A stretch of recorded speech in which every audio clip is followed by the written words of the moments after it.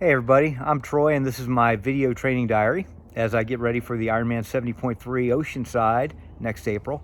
And I've just been maintaining my progress, my training log in this video format, and I appreciate those of you who've been watching it.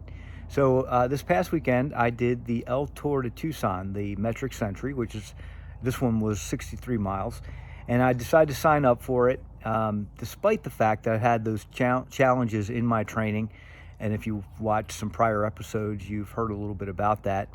But decided to jump in and did it on my road bike.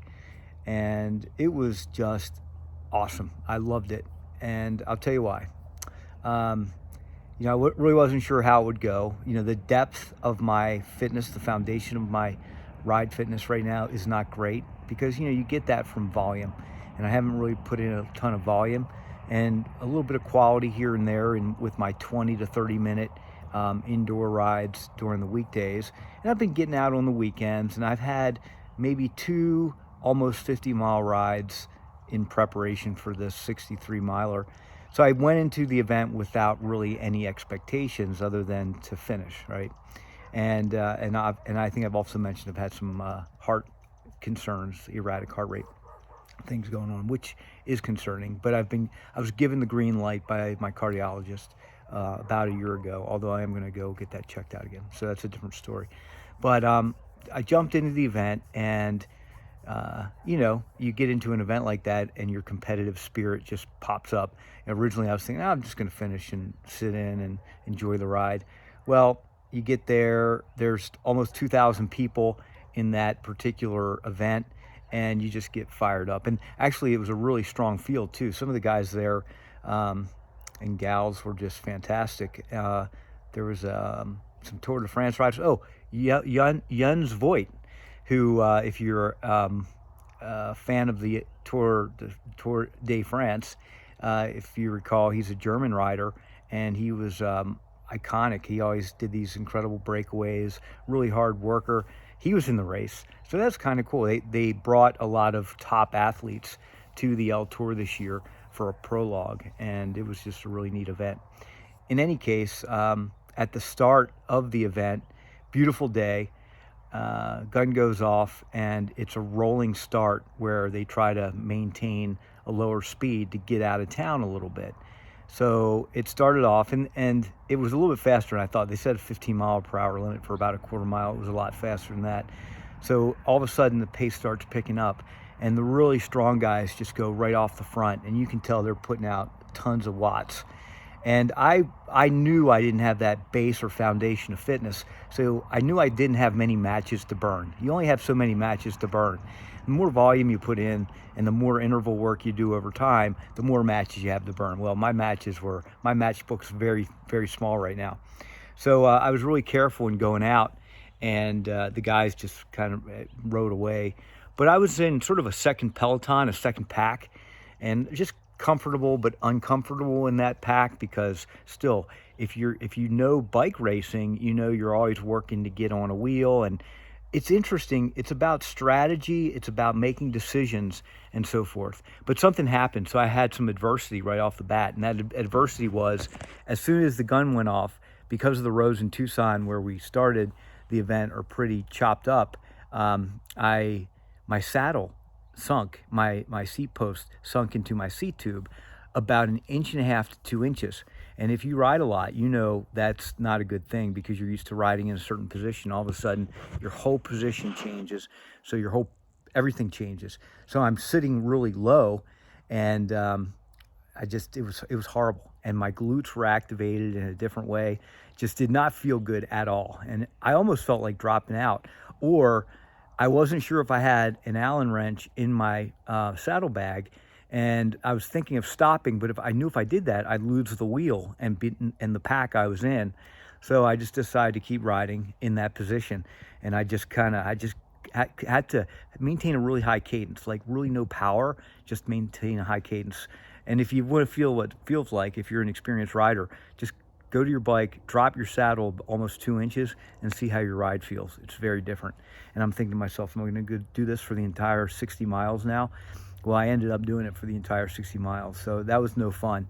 But going back to the event, the first 30 miles were kind of controlled, and we actually caught up to that first peloton. It was a very controlled, slowish pace for that first group, and there's 50 of us bunched up, and then we hit this hill. I think it's Pistol Hill, on the other side of town, and that's when everything started to break up and the really strong riders went off the front.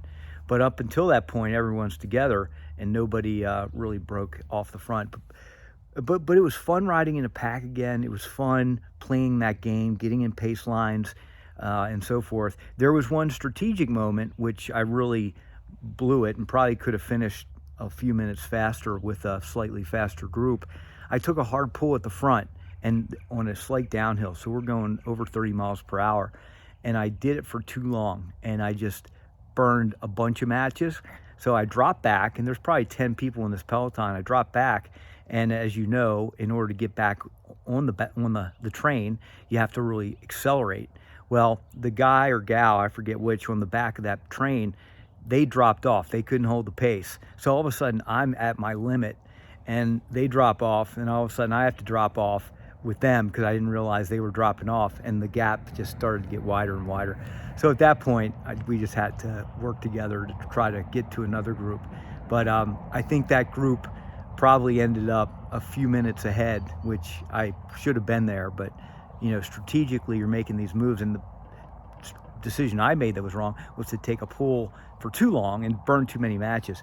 And you know, and when you're in this kind of race, you're always burning matches and then you're recovering, burning matches and recovering. And it's really interesting how your body responds, especially when you're not really trained to do it, you know, and that's my lesson. Anyway, I don't want to go too much longer. I just want to say that it was a great event. The organizers with the El Tour did a really nice job. Over 7,000 people in all the different events for the weekend, beautiful weather, showcasing a lot of Tucson. You definitely need to check it out. I also want to say that the riders that do it, you know, that's why I love cycling. Everyone out there, or at least the people I was around, they're just cool people. It's just fun to hang out with, even on the bike. You know, there's some chatter going on out there. We're talking about the race, we're talking about strategy, and everyone's taking a pull at the front and just having a good time on the bike. And you suffer. I mean, it's not easy, you know, no matter what your fitness is, even if you're with the lead pack, you're still at your limit trying to win or trying to stick with them. So you're always working hard. So you have this level of respect for everybody who's around you, because everyone's pushing hard to do their best. And that's what it's all about. And that's why I love so much about cycling is you can always improve you know? You can always do things to improve your game. And now, even as I get into my, you know, I'm 53, as I continue to age and I continue getting slower, but still working hard, I see myself wanting to improve more and living a lifestyle and doing the kind of training necessary to get a little bit faster and just improve me. You know what I mean? It's not about anybody else out there. It's just about improving me.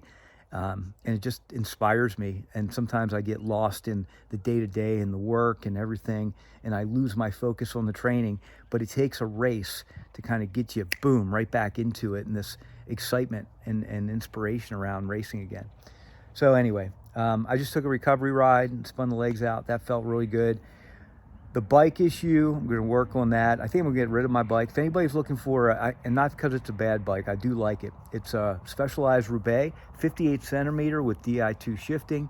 It is a really nice bike, but I'm ready for a change. I've had it for 4 years now. So if anybody wants a 58 that's in really good shape, 58 centimeter that is, that's in really good shape, let me know.